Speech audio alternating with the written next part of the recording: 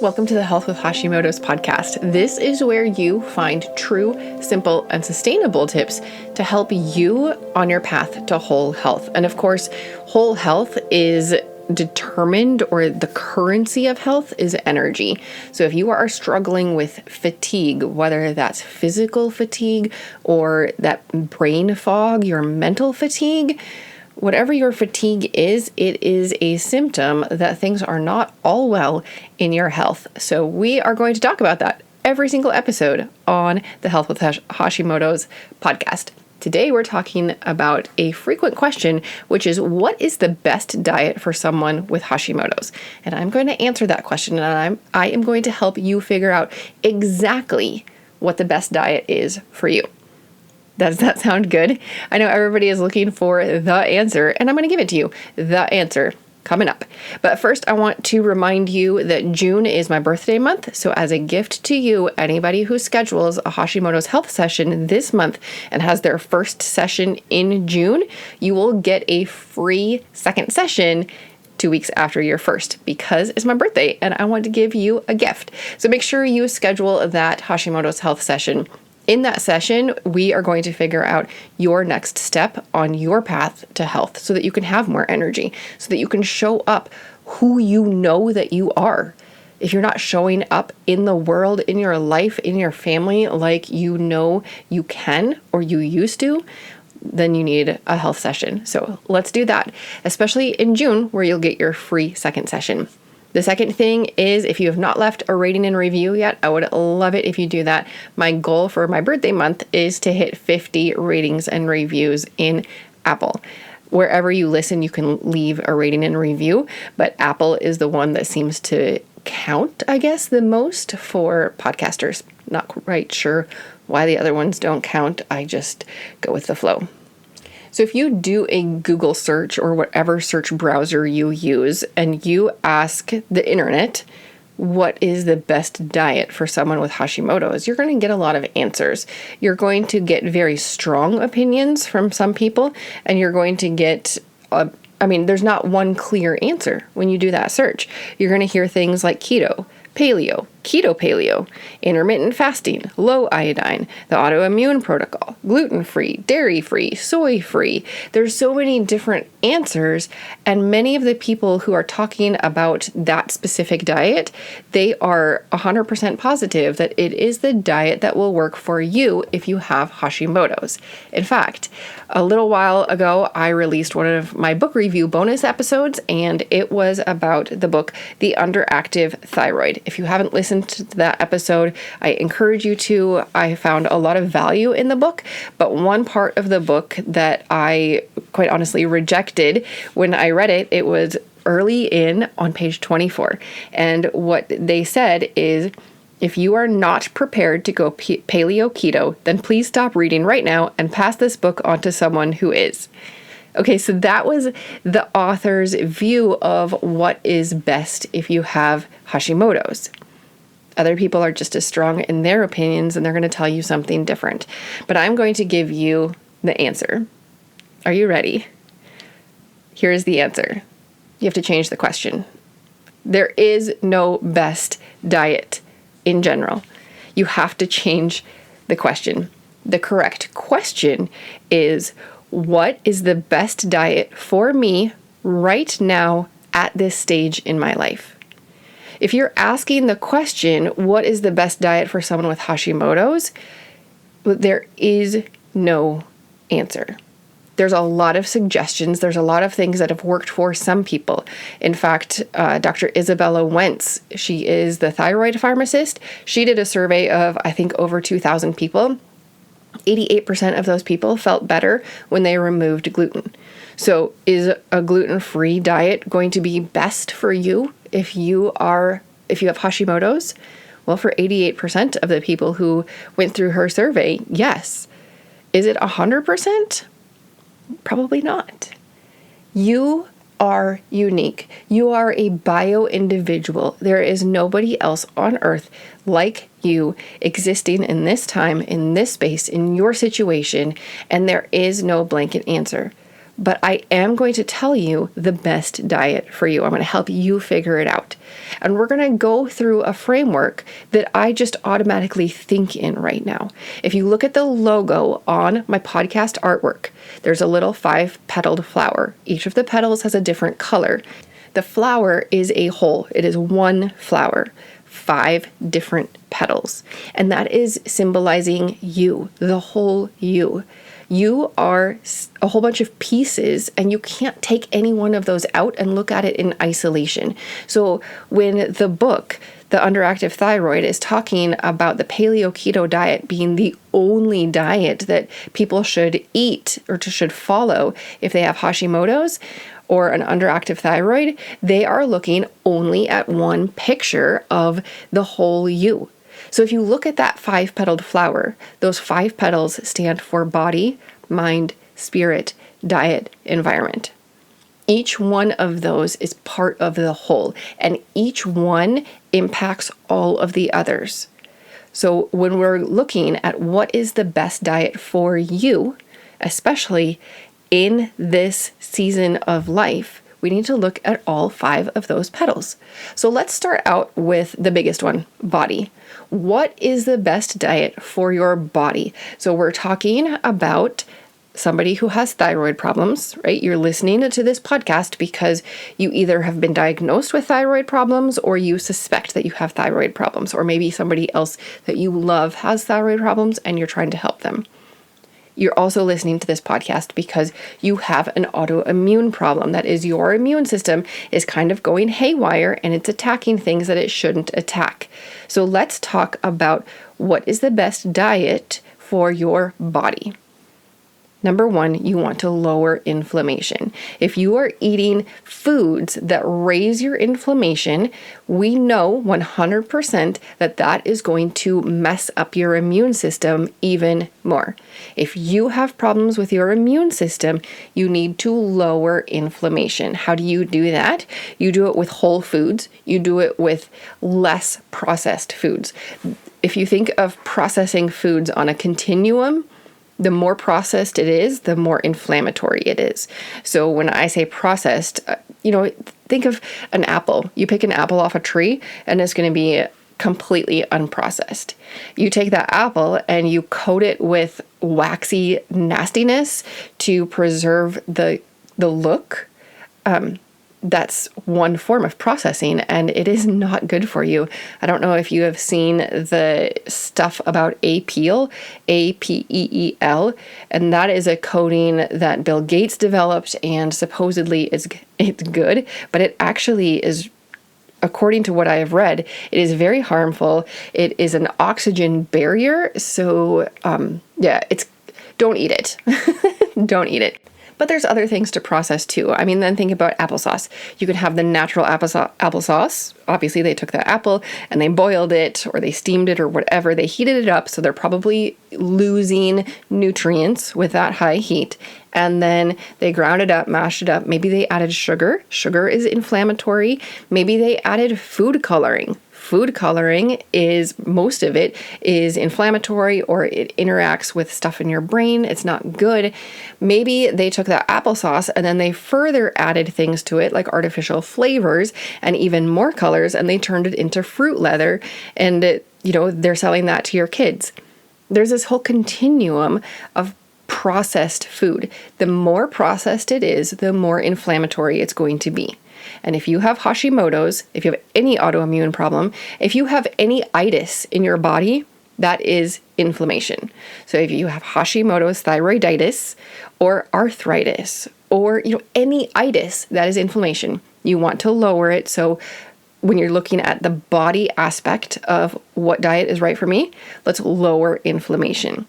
Another part of the body, when you're looking at diet, is we need to lower the stressors on our body. Back in the episode when I was talking about blood sugar, I mentioned that when your blood sugar dips, that is a big stressor. The really highs are big stressors and the lows are big stressors. But for those people with thyroid issues, the lows seem to be more of a stressor on your body, which is not healthy for your thyroid. It's not healthy for your immune system. Well, when you are doing intermittent fasting, you are going through those lows of your blood sugar. And that is not healthy for some people with autoimmune problems or with thyroid problems. This seems to especially affect women who have not gone through menopause yet. There seems to be a difference between men and women in intermittent fasting and also pre and post menopause.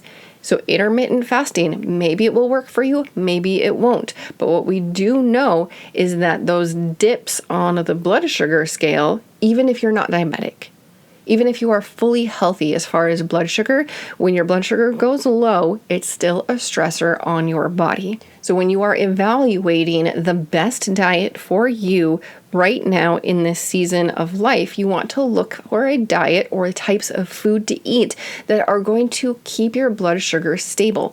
These are foods that are generally whole foods, less processed, less sugar, because the higher the sugar content, the higher and lower your roller coaster, your blood sugar roller coaster is.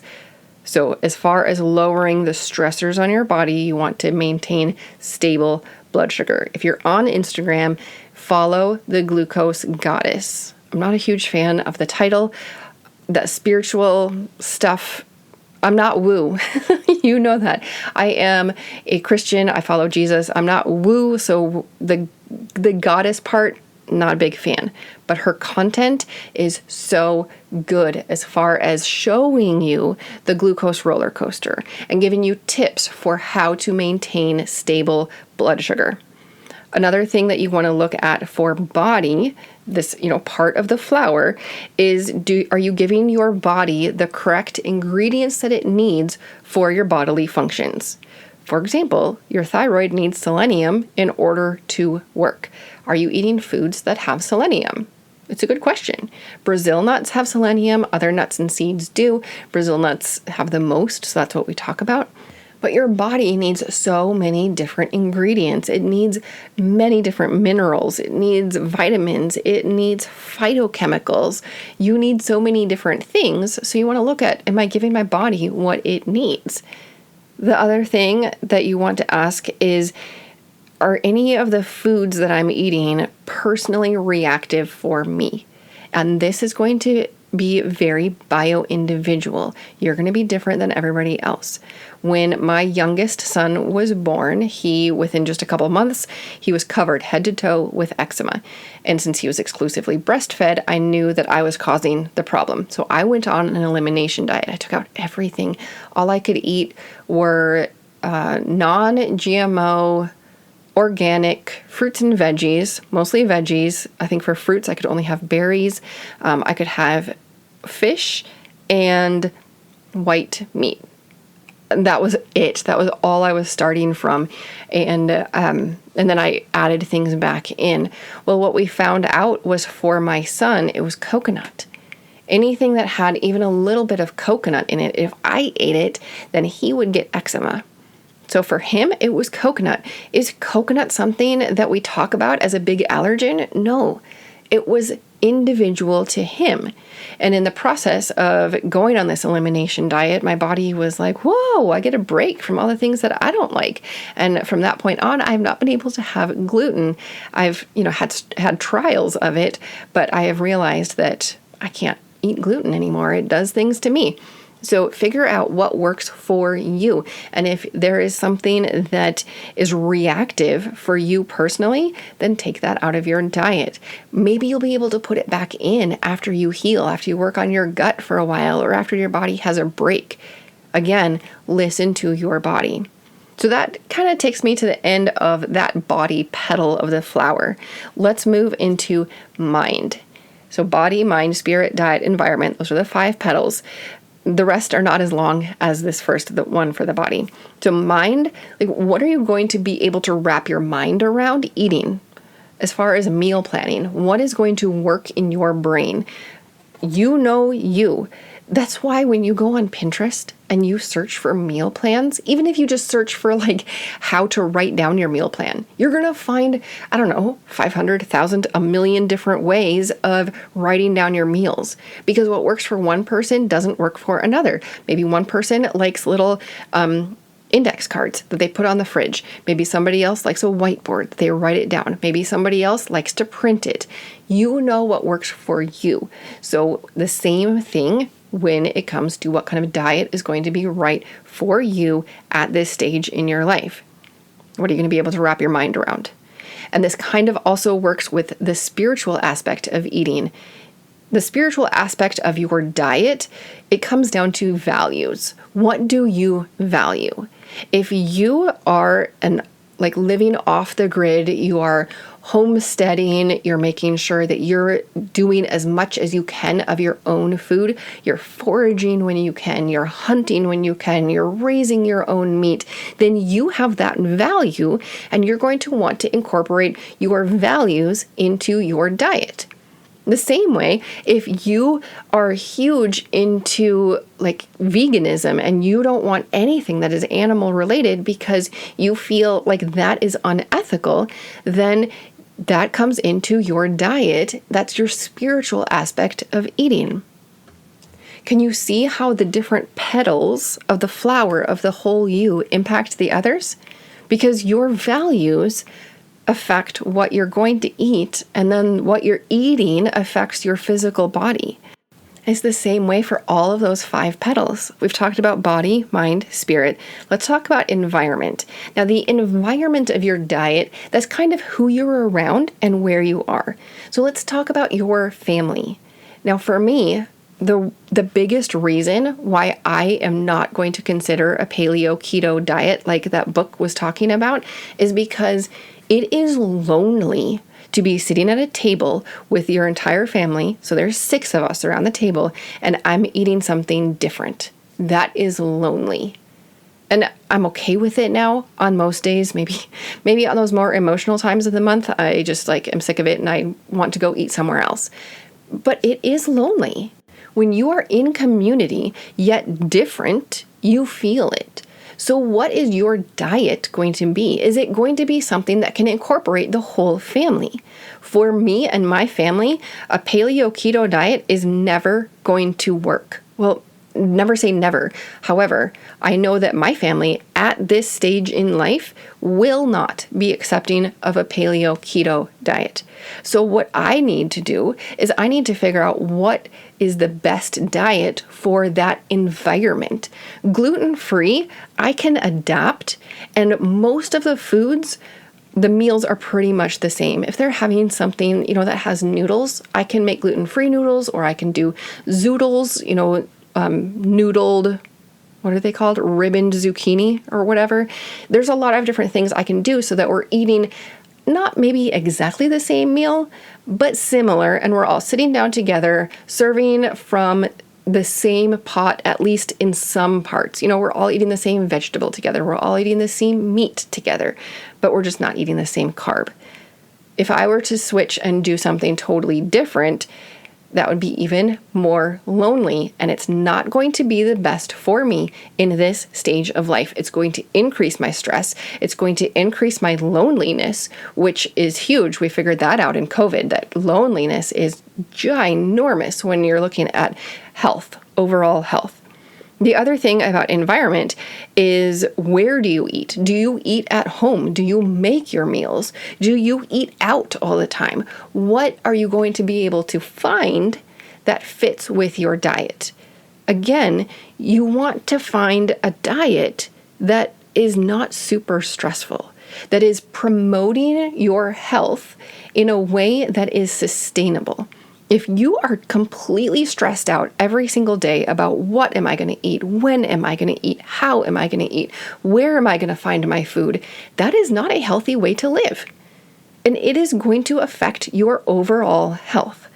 So look at the environment, your family environment, the environment where you're going to eat or where you're going to get your food. And then I would also include budget in this, because you have to eat within the environment of your bank account. And some ways of eating are more expensive. There's always ways to budget better. And I am not super savvy on that, but I have looked at charts on the internet and I have seen how you can do, home cooked meals for very, very cheaply and that are super healthy. It is possible. And with inflation right now, going out to eat is very expensive.